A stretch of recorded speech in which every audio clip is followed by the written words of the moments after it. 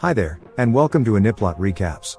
We will continue the series, How Not to Summon a Demon Lord, from where we stop. Watch out and take care. Diablo has a dream of his childhood, where two kids he thought were his friends were just using him for stronger equipment in a game. Awakening from the dream, Diablo finds himself in a predicament in bed. Afterward, Rem leaves with Alicia to respectively report to Celeste and Galford about their encounter with Kira. Alone with Shara, Diablo starts to create potions in preparation for the trials ahead of them. Astonishingly, Diablo can create potion merely by focusing on the task. During a heart-to-heart between Diablo and Shara, the sound of a flute being played could be heard. In a trance-like state, Shara details that she wants to return to her home of the Kingdom of Greenwood and then leaves on a wagon that Kira just so happened to be riding on. Left disconcerted, Rem and Alicia return to Diablo, who informs the two that Shara has returned to the Kingdom of Greenwood. She wanted to know why, but Diablo doesn't answer Rem's question and instead heads back into the inn and lays on his bed depressed over what happened. Later that day, Rem joins Diablo in his room and tries to console him by talking about Shara. Asking if Shara could have been hypnotized by Kira, Diablo confirms it, mentioning that when Kira arrived the sounds of his flute could be heard. Ruminating on his past naive mistakes in regards to what he considered people to be his friends were merely taking advantage of him. Adamant that she wants to get Shara back, Rem asks what Diablo's intentions are, and after reflecting on it, he decides to get Shara back too. Alicia also volunteers to join them as well. Now with a full party, the group sets off to confront Kira.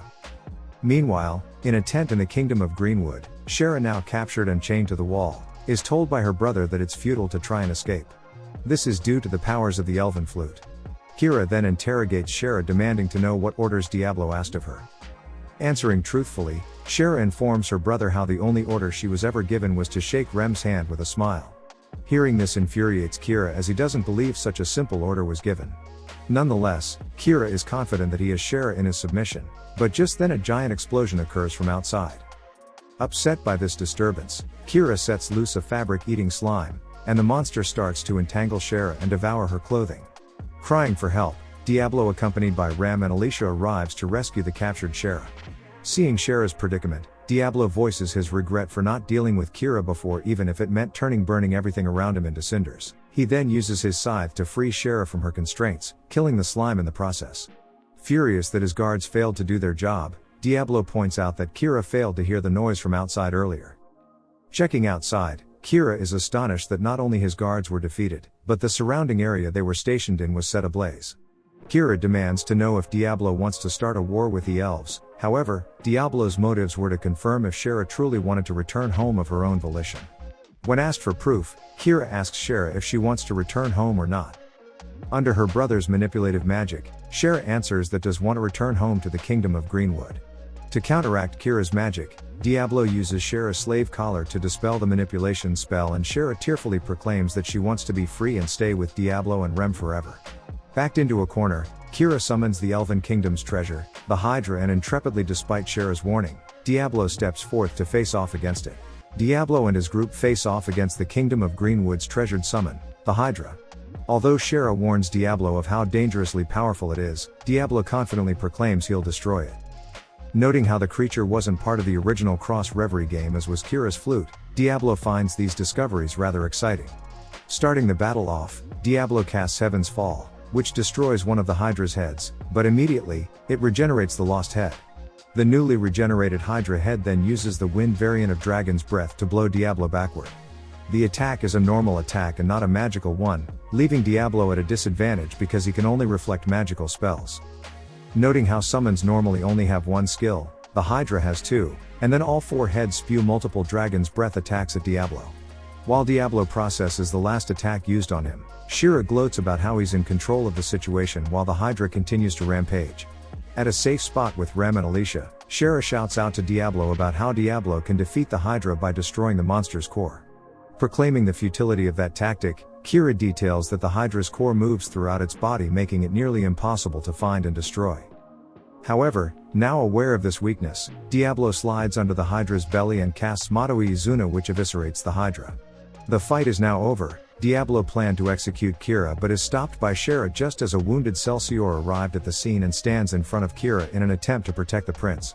Shara states that while she loathes Kira, he's still her family.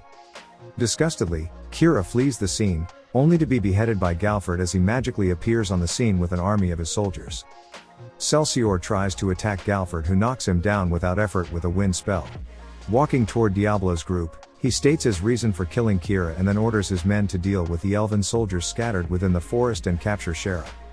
Diablo then demands to know if this was all part of Galford's plot to seize control of the elven forest. Galford refuses to answer and entraps Diablo in a sphere-shaped grid that's a magical spell designed to capture monsters. Intervening, Alicia tries to reason with Galford as the elven forces have in a sense surrendered.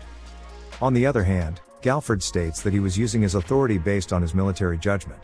In response to that, Alicia draws her sword and threatens to stop him, but Galford briskly breaks her sword.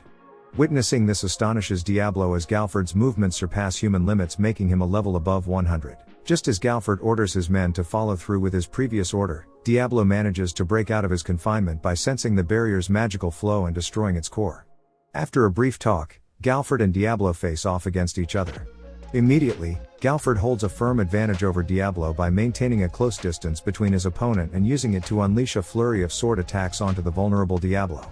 To counterattack the invasive Galford, Diablo casts Super Mind that forces Galford to move to a more fair distance.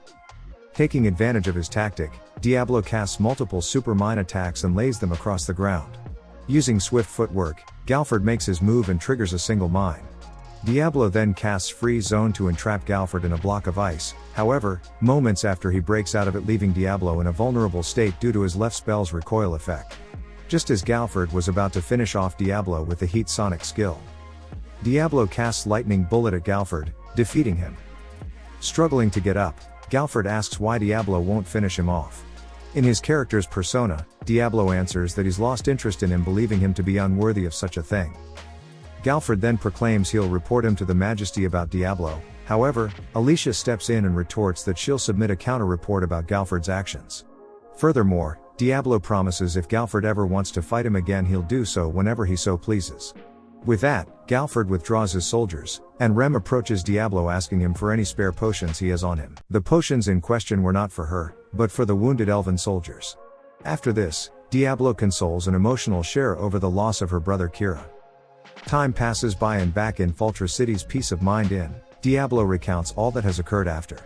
He laments over not only how being drained of his MP affects his mental state, but how the quest assigned to him would never be settled due to the circumstances behind it involving Galford.